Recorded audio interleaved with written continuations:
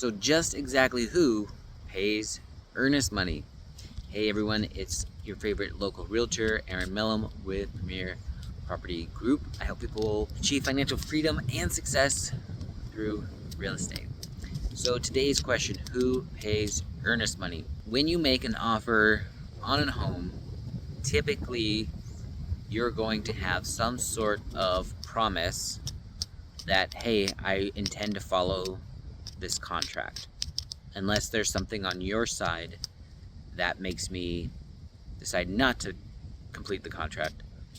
So your promise is earnest money. So with that said, the buyer is the one who pays the earnest money. In my experience, I will just say that earnest money, it's a good thing for buyers, but it's kind of a joke for sellers. And so let me explain what that means.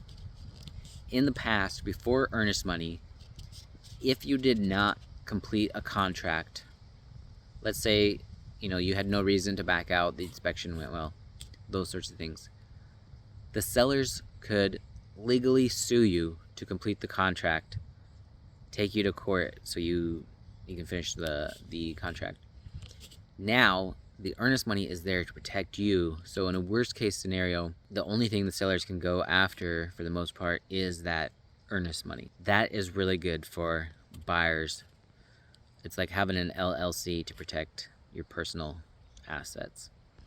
So for the seller, why is it a joke? There's so many things in a contract that allow a buyer to back out if they don't like what they see. So for example, the inspection, typically this is a 10-day period, and the buyer can back out for any reason, whether they do an inspection or not.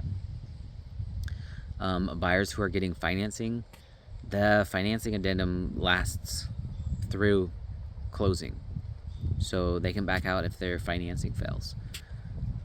There's septic contingencies, there's well contingencies, there's all sorts of contingencies that protect the buyer where it allows them to back out.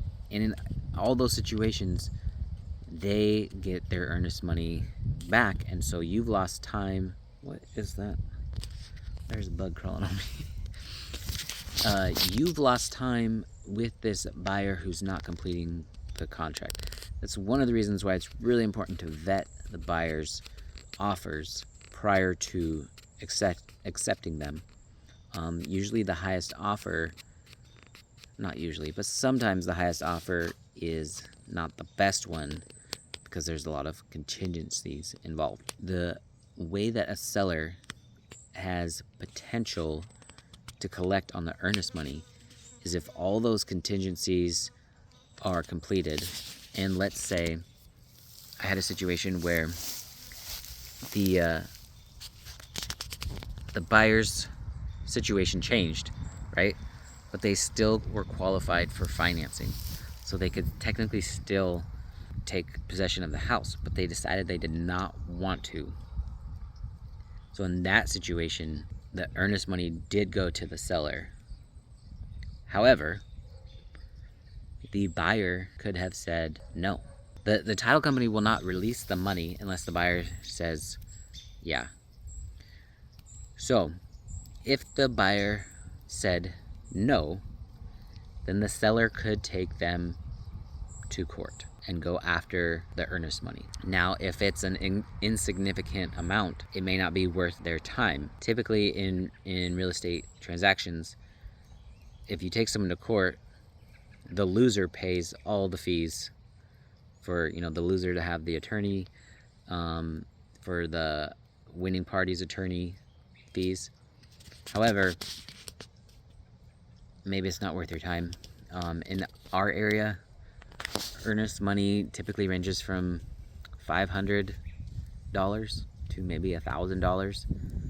Is that worth your time? Probably not. It's probably easier just to relinquish the earnest money back to the buyer and move on, get back on the market and get a different buyer. But it's up for you to decide, not for me to decide. So there you have it. Buyer pays earnest money. It's a great protection for buyer. It's mostly a joke for seller, but it makes things fair. I guess that's the idea. So again, my name is Eren Millam with Premier Property Group. And remember, never settle for less than extraordinary.